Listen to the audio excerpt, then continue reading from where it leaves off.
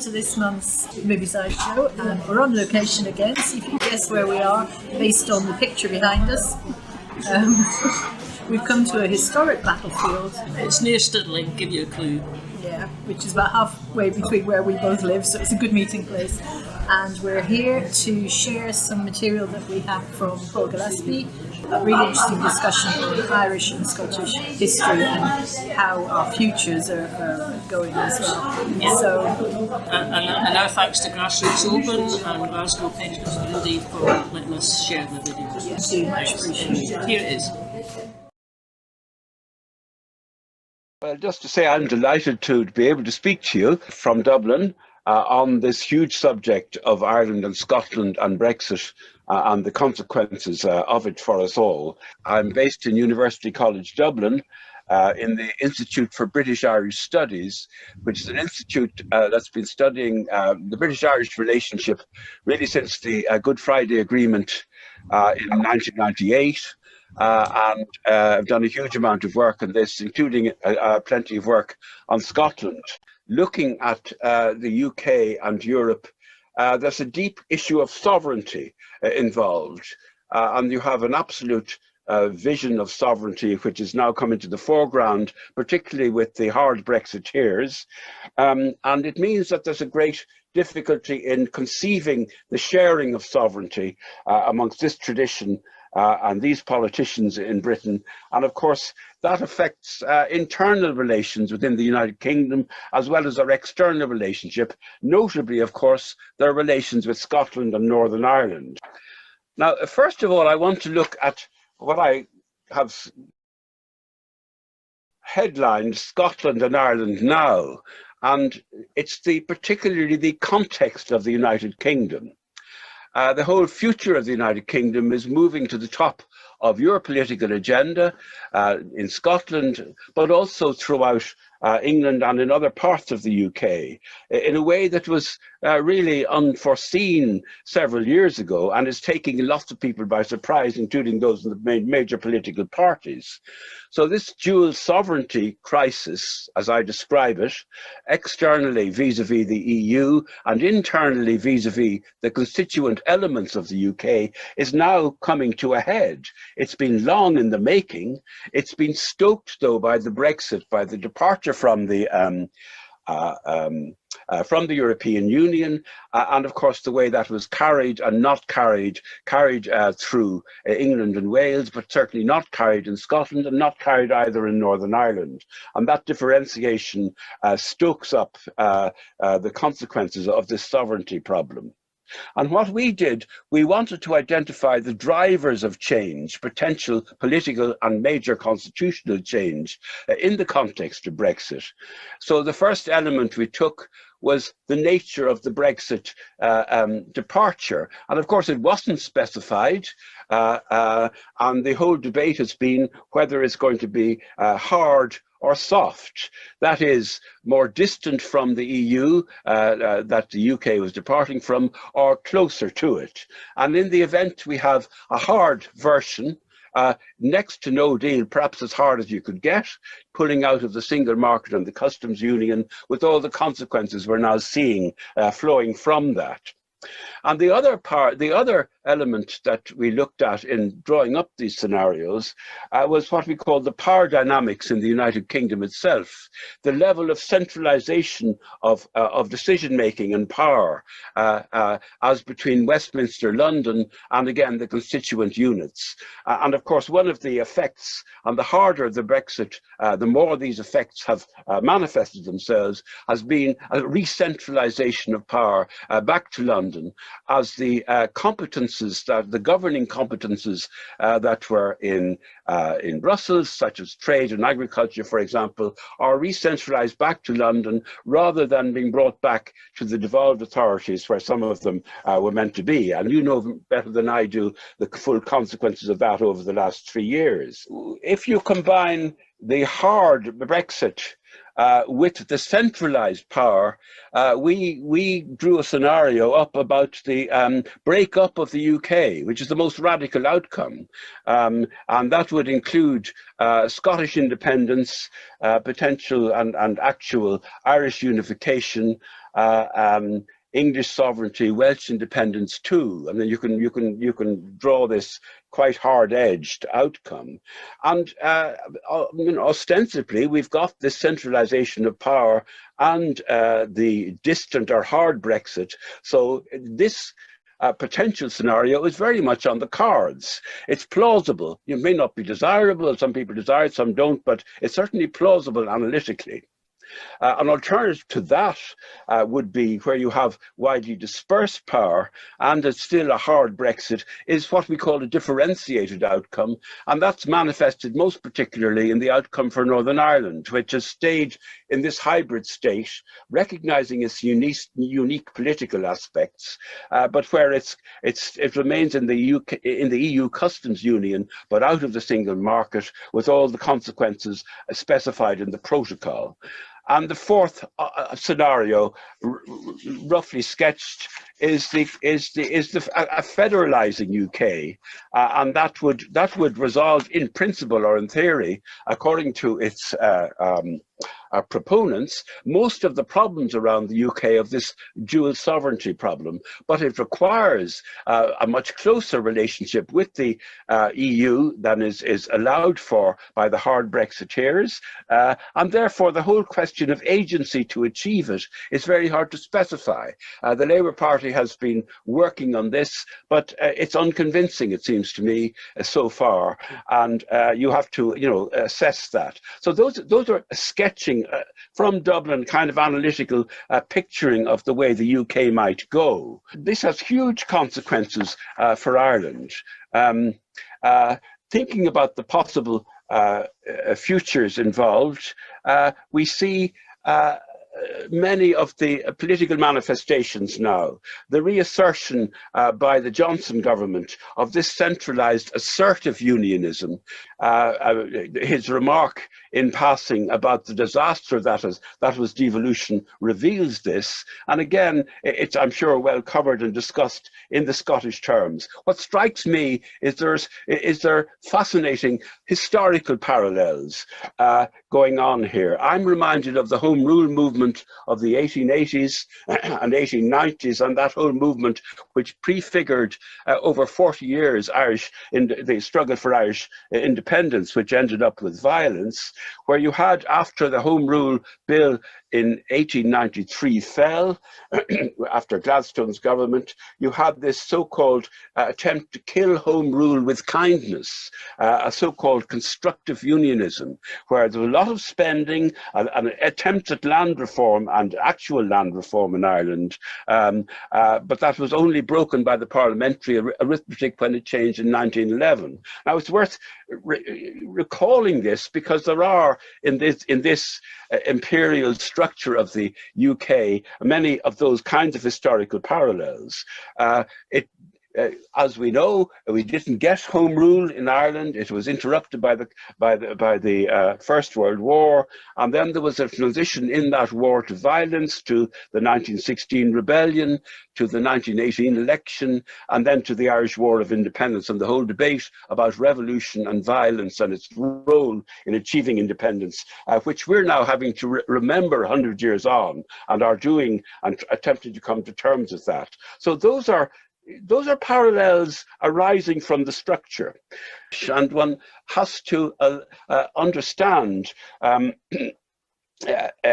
what's going on in unionism, in unions, and amongst unionists to come to grips with this. And of course, this is something, as we look at the consequences for Ireland of the way these forces work out, we have to understand all of those elements much more clearly. If we're going to have a debate, as it's now opening up in Ireland, about Irish unification as one of the consequences of what's happening, we have to understand what unionisms are concerned with throughout the UK, but particularly in the north of Ireland.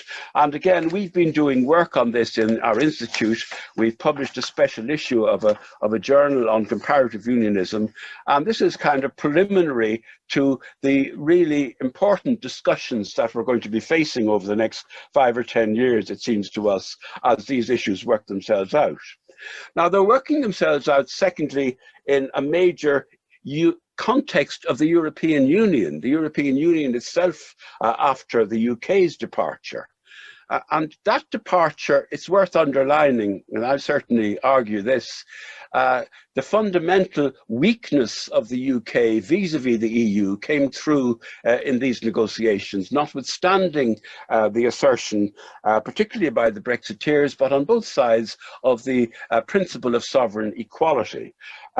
This is a state of 65 or so, 66 million, up against a continental entity of 400 or 500 million, somewhat reduced, of course, by Britain's departure, but the asymmetry of power there is very visible in the negotiation. And the tattered, fragmented nature of that agreement that was reached the end of December is now beginning to work itself out, it seems to me, and this is showing itself up. And of course, one of the temptations for the politicians involved is to try and cover or mask that by blaming the other, and that's one of the issues that's going on. So if a disruptive approach is being sought, it's being sought, I would argue, very much in the context of this, again, dual sovereignty question. And if we're getting rows, which we are, and are going quite deep-seated now, about the trustworthiness of this British government vis-a-vis the Northern Ireland Protocol, where they've, for the third time, raised the issue of breaching articles in the agreement, you're up against an issue that is driven not only by London's relationship with Brussels, but I would say too, in a way, to warn the Scots, you are going to vote in May, about the issue of borders and the disruptive element of borders. I think there's as much of an element of internal politics going on here as there is of external politics. Now, I want to look at the way in which the UK and Ireland futures intersect. In Ireland, the whole Brexit crisis, because it's brought Northern Ireland out of the EU against its majority vote, it's opening up a debate on unification, which goes alongside Scotland's own debate on independence and its future. And the two are sort of, as it were, rolling together, and they structurally related and intersected.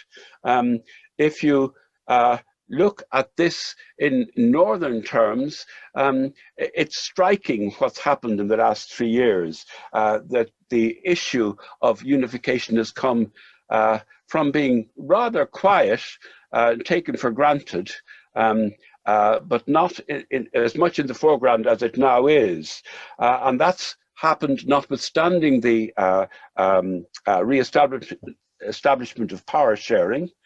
the attitudes of many people from a Catholic nationalist background towards unity, which changed during the exercise of devolutionary power, because many people from a Catholic nationalist background are willing to accept a devolved settlement in the north of Ireland and not a unification scenario, so long as it works. But if it doesn't work, if it becomes dysfunctional also by taking the state out of the EU, the issue of unity as an alternative has arisen once again. And it's driven by Brexit, partly by demography. The census this year will show probably a Catholic majority within the within Northern Ireland. It's driven politically by competition looking to the Assembly elections next year, where it's conceivable that those from a nationalist, Catholic and other background will actually have a majority over against Unionism. There was a small citizens' assembly was held by our colleagues in Queen's University in 2019. They had 50 people gathered, and they particularly asked them about attitudes towards the status quo, that is the continuation of Northern Ireland in the UK, and the potential for Irish unification. And they asked them further about the possible shapes of a united Ireland, because it could be either devolved, which would continue the power sharing arrangements as we now have them in the north, or it could be a unitary, in which you no longer would have that power sharing arrangement and devolved governance within Northern Ireland, but have a unitary state centred on Dublin. And in fact, we discovered that for people, first of all, weren't aware that there would be alternative shapes for a united Ireland of that kind. And secondly, that those, as they became aware during that discussion, during that day of the Citizens' Assembly, particularly those from a Protestant Unionist background, became much more interested in a unitary state than in a devolved one, partly because they saw the benefits of escaping from the dysfunctionality of, as they see it, of the devolved power sharing arrangements so far. Not only is the issue of unification being raised in Northern Ireland, but of course it's being raised in the Republic as well. But again, the issue of a potential unification, while it's been inscribed strongly in Irish nationalism, it's rather abstract, not discussed in any concrete detail. It's there as a kind of piece of mythology or a piece of tokenism, very often politically, but it's suddenly been made concrete by the consequences of Brexit and the realization that the increasingly unstable United Kingdom may force the issue onto an Irish agenda before people have had time to think it right through or prepare for it adequately. And therefore, people are kind of grappling and scrambling to adopt positions on this, realizing that the pace of events may be much more rapid than they previously understood. So the issue is now becoming more strongly defined. It's partly polarized politically because, of course, Sinn Féin, as the strongest nationalist party in Northern Ireland, it's been very much part of their political identity over the years, and it's driven in good large part by the dissatisfaction of their constituency in Northern Ireland with the state of play there. And they are an all-Ireland party, and they did exceedingly well in the elections 1 year ago, where they now are potentially the largest party if it comes to another election. And they drive an agenda which demands preparation for Irish unification through the Parliament, through citizens' assemblies, through a ministry even. And in response to that, the other parties, particularly Fianna Fáil and Fine Gael, the two parties arising from the Irish Civil War, who are now unprecedentedly in coalition with the smaller Green Party, but they have adopted what they called a shared island approach, which is alternative to immediate demands or prospective demands for unity, emphasize a gradualist approach to North-South relations, repairing the Belfast Agreement, Good Friday Agreement institutions, developing good economic, social, political and cultural relations on the island, prior to, and if you like, as a condition for any further discussion about unity. Now, this is an evolutionary agenda, could be seen towards a longer term unity perspective, or it could be seen as as one in which Ireland in the Republic would, if it works out this way, be happy with a reformed and changed United Kingdom so long as the borders remained open and relations, human and political and other relations, remain open on the island of Ireland. In particular, with the dynamics in Scotland, the consequent effects on Northern Ireland and on the Republic for this are really worthy of analysis. For Scotland and Northern Ireland and the Republic, these issues of referendums, borders, and EU membership are increasingly shared interests and concerns. The whole question of Northern Ireland Unionists and Protestantism and Orangism linked up to Scotland historically, and what happens if Scotland were to leave the UK, what happens to their political identity in that setting. So it's worth thinking about all sorts of futures. Geography won't change, even if history does, we're going to need to think about futures, and if you want to use the constitutional language, that future could be in several different ways that are worth exploring, confederal. And the confederalism denotes states that agree to work together but don't pool their sovereignty in the fully fledged way that would happen in federations, but retain their independence to do what they want to do alone and agree on what they want to do together. I've been thinking about potential unionism beyond the union. And it might take a confederal form, and it would reassure unionists both in Scotland and Ireland that the links that were established partly institutionally through the Belfast Agreement, such as the British-Irish Council, British-Irish Intergovernmental Conference, but these are potential models of futures. One can think of confederal links between the Republic of Ireland and Scotland in order to facilitate rapid EU membership after potential Scottish independence. That's being talked about in the literature. One can think of other Irish-Scottish confederal links in that new setting of joint membership of the EU. One can think of, in similar ways, and some colleagues that I've been working with are developing this idea of a Northern Ireland-Scottish set of links, which might include Ireland confederally. I know that in Wales, the Plaid Cymru is thinking about confederal relations with England after potential independence. Adam Price has been talking very interestingly about that. And you have to think then, of course, about Scottish-English relations, not only in the difficult issue of the border, were you to get Scottish independence soon and have to live beside a hard Brexit, how do you handle that border? It's going to be a huge issue in any discussion. Just as we do vis-a-vis the Northern Ireland Protocol. The main things that seem to have come up in the chat, the big one is the borders, hyped up perhaps more by Westminster and the Unionist side. I think a lot of people on the independent side don't really see it as a big issue. But I fully understand the way it's being hyped. The rational basis of that argument, I presume, is the way the trade flows go. I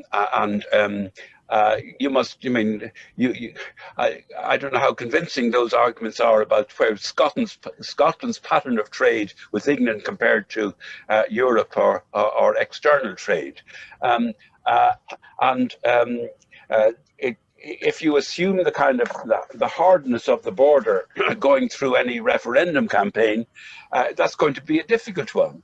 But there's no You don't have to presume that that border remains hard.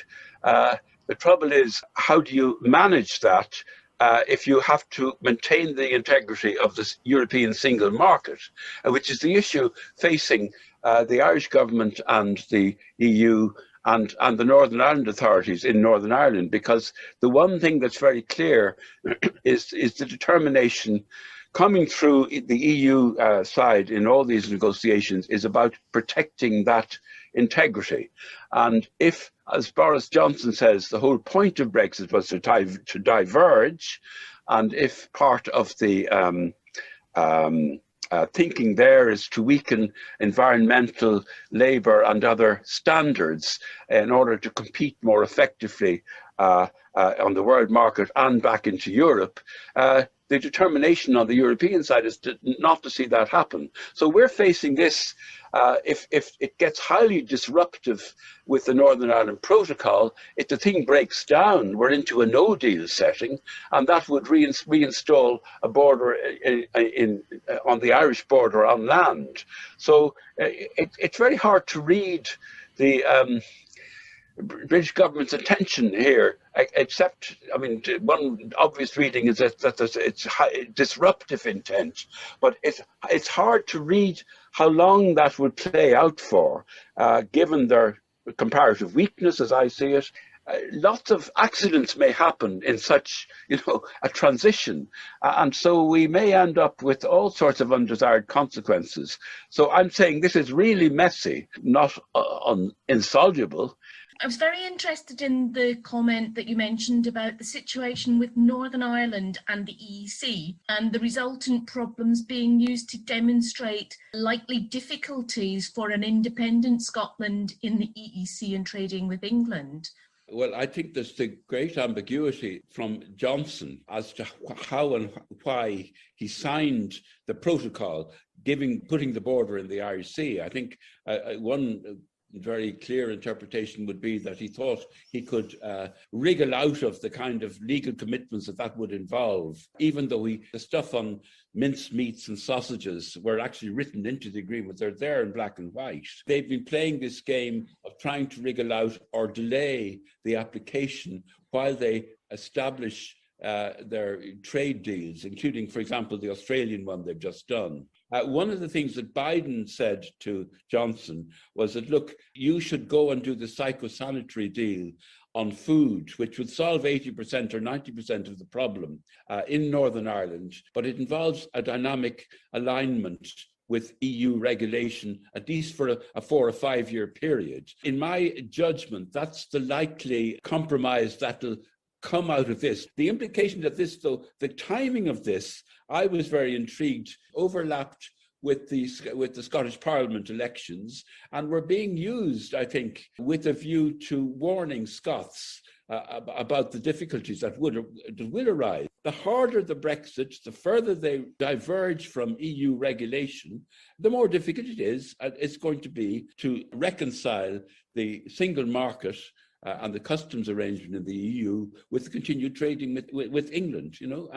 That's an objective fact and a legal fact. These are difficult issues and not fully capable of being resolved politically without political change in England. But would it help if Scotland had a period of being in EFTA, like being an associate member of the EU, so it had a foot in both camps, so to speak, at least in a transition period? Theoretically plausible and politically, analytically plausible.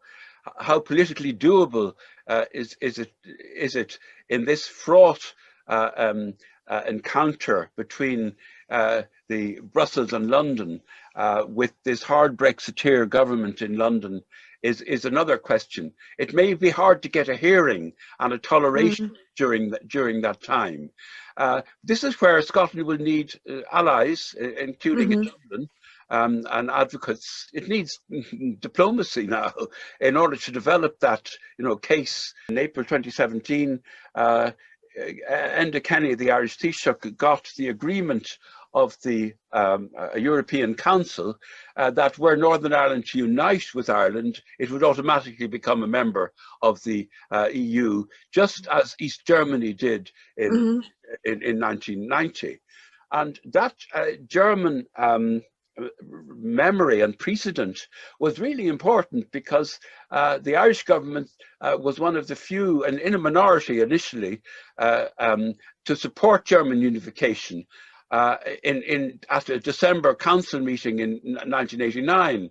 And the next 6 months, from January to July 1990, Ireland had the EU presidency and oversaw a couple of special summits in which German unification was agreed unconditionally, earning the great gratitude of the German government. How stable is this Brexit? I think everything I've said would lead me to believe that it's unstable, destabilizing, and likely to be unstable, and reflects much deeper processes going on in the British state and in the empire that, you know, the global power that it had before. So it's an unfolding of very long-term processes. So many of these issues were under-discussed or not discussed at all, or taken completely for granted in all sorts of stereotypes and political mythologies. To say that it's destabilizing, I don't think that means necessarily that it's incapable of reform, or that it has to go in a revolutionary direction.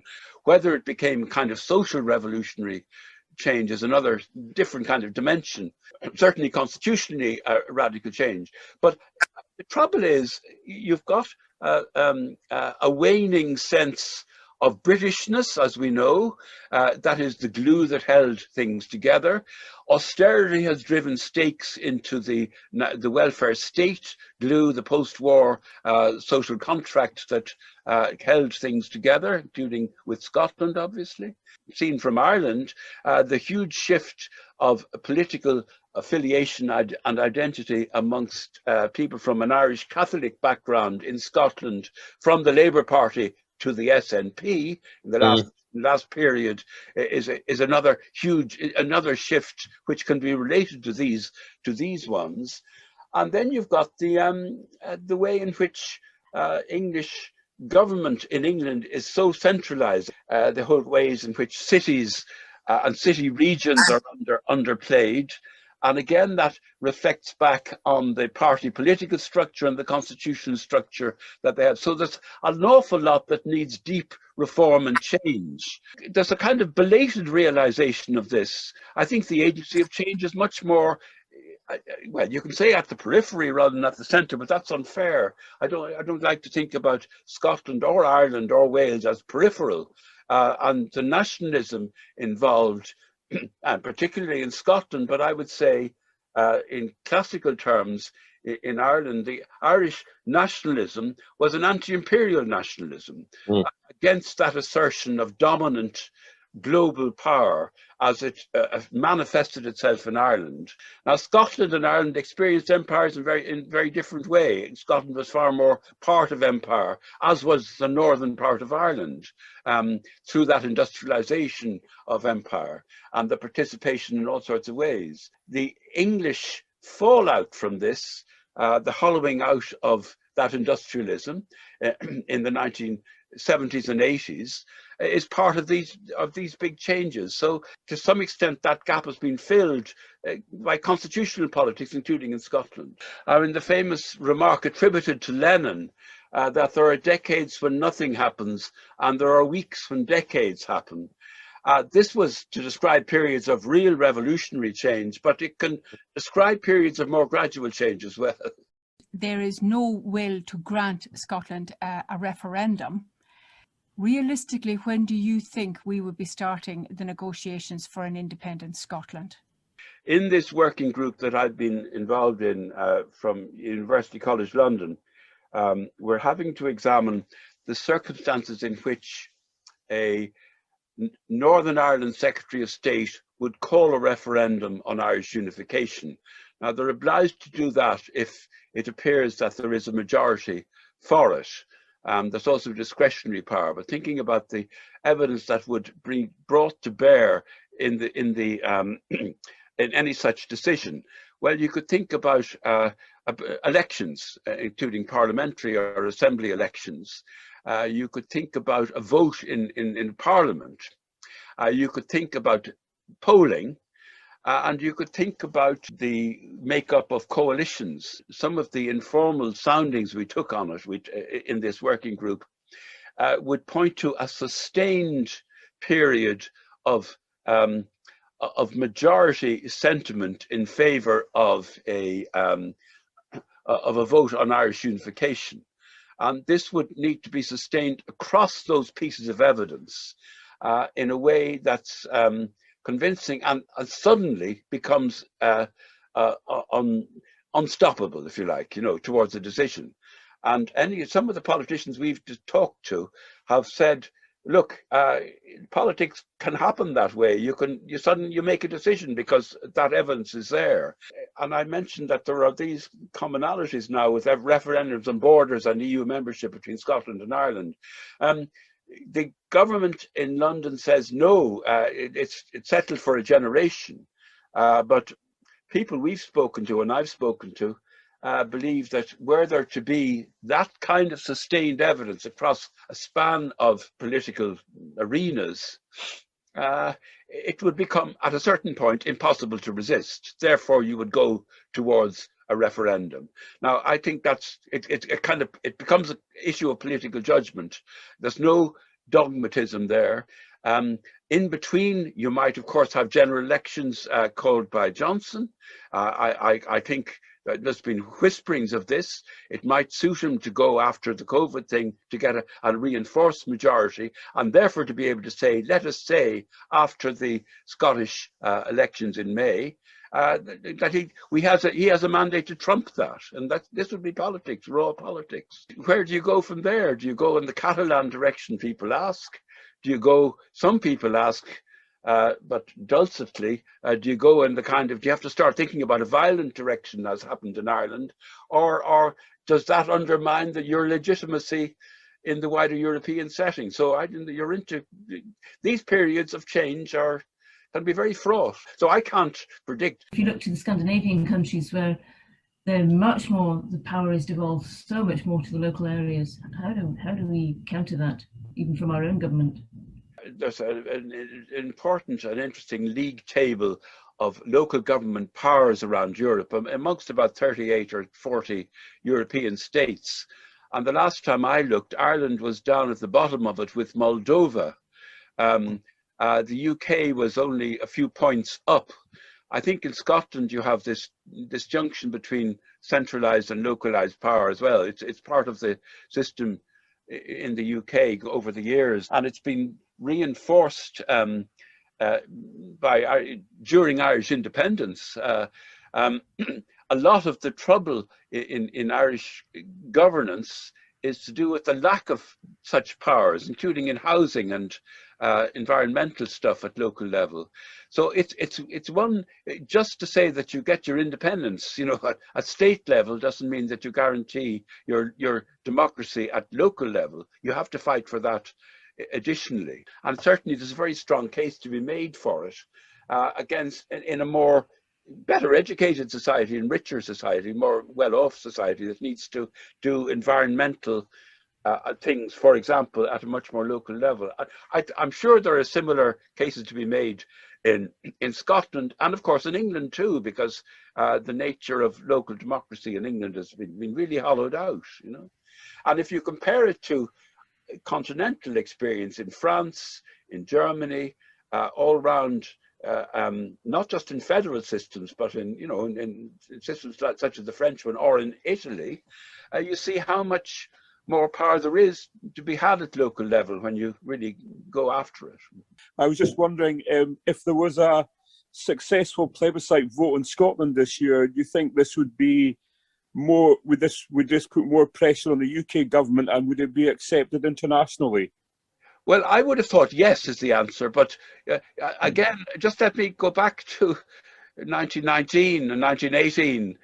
What did Ireland do? They went to the the Versailles Treaty. They weren't allowed in because the British had done their diplomacy with Wilson, And it was President Wilson who didn't accept that the Irish would have a locus standi at that meeting. If the nationalists get a majority and call a referendum and win it, you've got a something equivalent to the 1918 electoral mandate in Ireland. You have to go and diplomatize that, legalize that, legitimize it. I would have thought that's a very strong card to play. And as I mentioned in the Northern Ireland context, it's a democratic card after all. You have a big need for a diplomatic apparatus to deliver on this. It may need, it may need qualitative change. You also need, you need allies who can multiply your voices around Europe at that point. Can you see violence erupting again in Northern Ireland and then spreading to mainly the west coast of Scotland? All the evidence that I know of says that loyalism is not a completely spent force militarily, but it's minuscule. There might be 200 people involved in some of these organizations. A lot of them are to do with street gangs and drug, semi-criminal stuff, and that's well enough known. The major mass organizations have been stood down, but the DUP in particular has handled all this crisis over the protocol so badly. Their links with the Tories in London have been so incompetent, and they've been ditched so much that they're very worried about the electoral outcomes. And the polling shows that they're falling away and they're bleeding away support both to more intransigent unionists and also to the other group that I mentioned.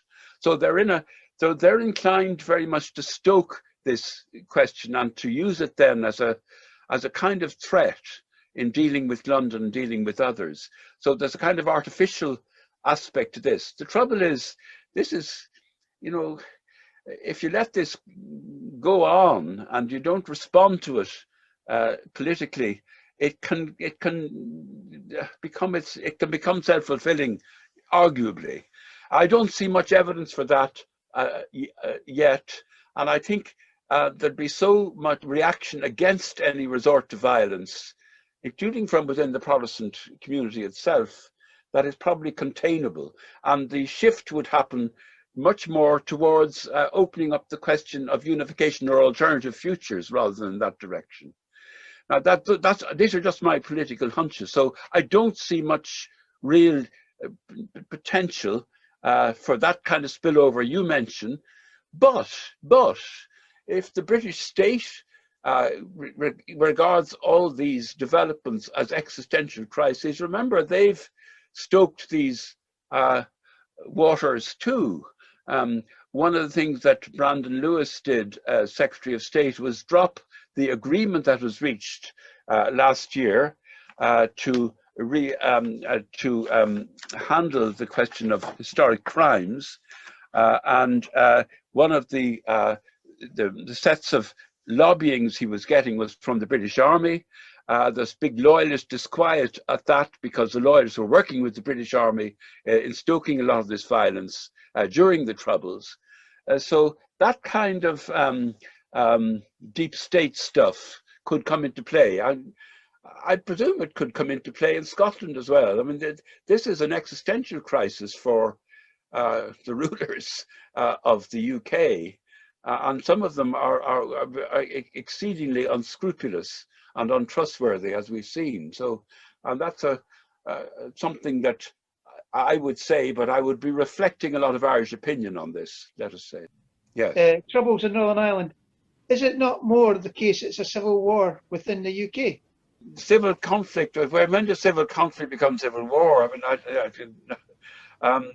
the Troubles were it's the colloquial term we use for the violence from the 70s through to the 90s in the north of Ireland that was resolved by the 98 agreement, which is a very sophisticated agreement, still worth holding on to in most of its elements, and which still would be held on to in a united Ireland, because there's a very interesting, important commitment there to the values of minority protection and human rights that would last into united Ireland, last through the transfer of sovereignty. Can you give us any tips on how to deal with Perfidious Albion? We're doing a handbook on Irish politics from the School of Politics in University College Dublin, where I work. And I've just done a chapter on British-Irish relations. One of the people who inspired me in writing that, and who is an important historian of British-Irish relations, was Ronan Fanning. He was professor of history in UCD, and he wrote two fine books, A Study of De Valera and another book on the treaty negotiations. And his lesson in looking at British-Irish relations was that at a certain point, the only way to deal with that perfidy was with force, with violence. And so he came to the conclusion that Irish rebellion, if you like, was necessary in order to deal with them. And that's a very important theme in British-Irish relations. And it's the fundamental belief of Irish republicanism that, if necessary, you deal with that perfidy by force of arms. And it's not very often said, and I find it somewhat difficult to say, and putting it as bluntly like that. I'm not recommending that to Scotland, because you've got a much stronger civic republicanism and a completely different attitude or a set of relations historically than Ireland's were with that Albion, and therefore it seems to me that the argument of force doesn't arise in quite the same way. But they must understand the perfidy comes from dominion and the imperial use of power. And that goes way back historically, as we know in Ireland, but as you ought to know in Scotland too. And it's that imperial cast of mind, that dominion, that top-down assertion of power that you're dealing with. And part of that assertion of power is simply that it believes that it can be perfidious. And therefore, you're back to that question. There are various ways of using force. It can take the form of general strikes. It can take the form of civic rebellion, of so on. But it may come to that, to forge a new state. And this has been the experience of other decolonizing.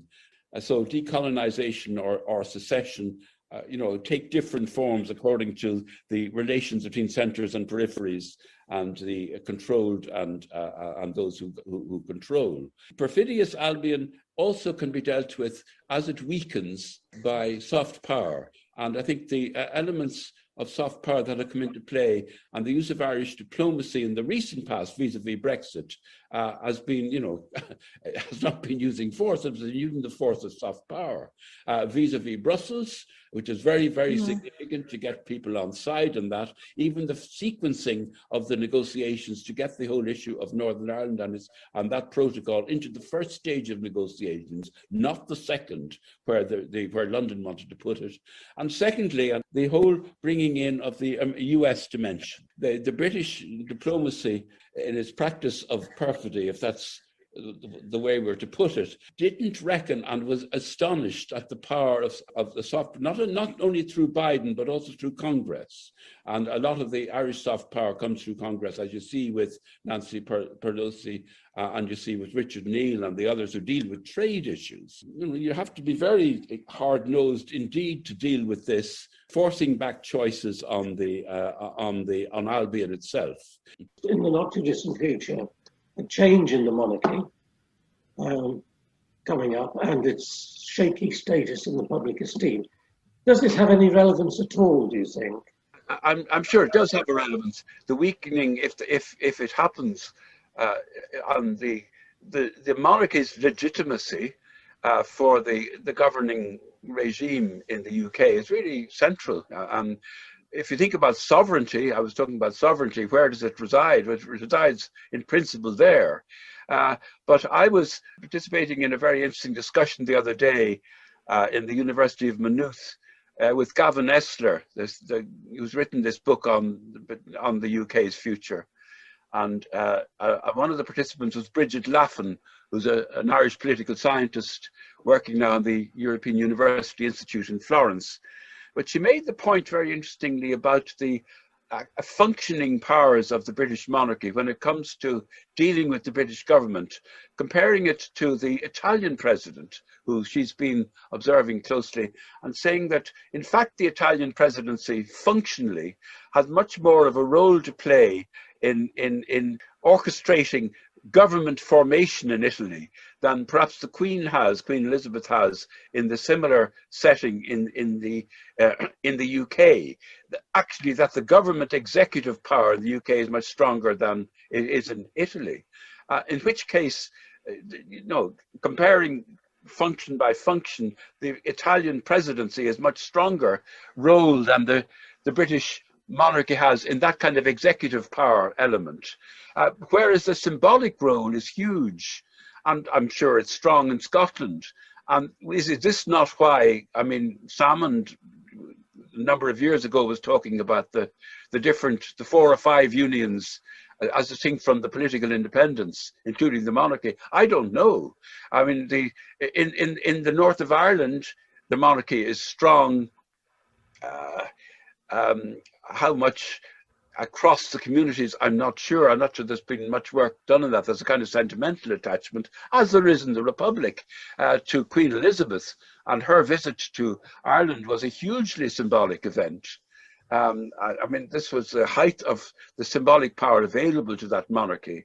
And the return visit by Michael D. Higgins a couple of years later was equally important, and that's remembered. But in the passing and in the transition in the monarchy, it opens up questions of a difficult transition in the middle of a constitutional moment for the UK of transition can add up. I don't know, you've more insight on this than I would, but it adds to the ingredients of destabilization, it seems to me. I'm concerned that we're all getting too concerned about what might happen on the dark side of what we're trying to achieve. We should be thinking about how mobilising our young people, and we're going to do that. We should be thinking about how we mobilise that to music, art, drama, sport. I keep thinking of, your Celtic connections, 784. These things have much more impact. And we should be trying to look at all the positives. In many cases, Celtic connections brought together musicians from Scotland, Ireland, Canada, USA, New Zealand, wherever. But I think that's great. I mean, you're right, and I think you've an open book on that with Ireland. You've all the channels, and far more channels than existed before, perhaps culturally, to do that. This talk about violence, and that would be a terrible mistake. Why don't we look towards Gandhi and all the non-violent civil disobedience type movements that there have been? Do you have any ideas that you can point us to? I think what I would call your civic nationalism, the preparedness, the thoroughness with which the work was done ahead of the 2014 referendum, for example, all of the gradual but strong and very determined build-up of the sentiment behind Scotland's autonomy and independence is really impressive, seen from afar. The nature of that nationalism, the outgoing nature of that nationalism, is another real, huge strength. It's not just demonstrated by street numbers. It's demonstrated by the old, I was going to say, Republican traditions that are involved in civic nationalism in Scotland, civic republicanism. Therefore, it's the mobilisation of that is impressive impressive internationally. I talked about the moment 100 years ago for Ireland. It was at the high imperial moment. It's not the same kind of moment now, and therefore the non-violent methods are much more convincing. And there is also for all the quarrels with and arguments with London, there is the principle of consent is conceded by them, which is not elsewhere. And it's a matter of getting that put legally and legitimated. Again, that comes into play with you. So I think, you know, I don't think there's any automatic read-off at all from the Irish history of 100 years ago to your story now. It's a very different context and setting. In Ireland, thinking about these changes, and I mentioned the work I've been doing on unionism. Unionism in the north of Ireland is in a bind at the moment. It needs to be able to be helped to get out of that, to talk about futures, including, as I mentioned, confederal futures beyond the union even, but futures through this transition, where they're going to have to win arguments or lose them. And unless they engage, and we're having this discussion about Irish referendums, a lot of them refuse to engage with the discussion and research we're doing, because they say that only helps the kind of unity argument along. But if you think about what's going to happen in these referendums we've been discussing, either unionism wins the argument or independence or unity win the argument, and they're going to be engaged. So we might as well try and do this in a civil way and try and convince people who are going to shift that can happen. And anything you can do from Scotland to engage with Northern Unionism, with whom you've lots and lots of cultural connections, and encourage them to take civic nationalism more seriously and understand that we have a kind of common future, whatever the outcome, the better, you know. So I think that's the kind of the good manners, if you like, of our of the search for alternative futures and constitutional futures. If it's done civilly, we come out the other end in a much better place, I think, if we can manage that. Hope you enjoyed that programme. We think that has a lot of really good information just to mull over, and yeah, we'll be back next month with another topic.